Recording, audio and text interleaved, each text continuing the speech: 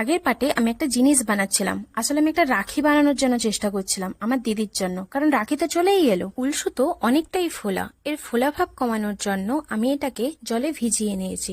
এর ফলে এটা রাখিতে খুব সহজভাবেই ঢুকে যাবে। এরপরে রাখির দু সাইডে মোটা করে একটু গিঁট মেরে নেব, দিলে কি হবে রাখিটা আর সরবে না।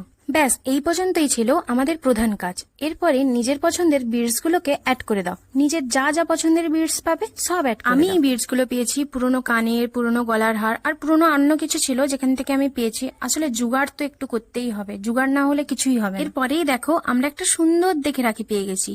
ব্যাস এইটুকুই ছিল রাখি তৈরির প্রসেস। না না দাঁড়াও, একটু বাকি আছে। কি এত তাড়াতাড়ি পালাবে বলছো? কিন্তু এত তাড়াতাড়ি যে ছাড়া মুশকিল। যার জন্য তুমি রাখিটা বানালে, যার জন্য তুমি এত কষ্ট করলে, তার নাম না লিখেই পালাবে? তার নামটা যে লিখতেই হবে, না হলে তো রাখি অসম্পূর্ণ থেকে যাবে। আর ওয়েট করছো কেন? নামটা লিখে পরিয়ে দাও তার হাতে।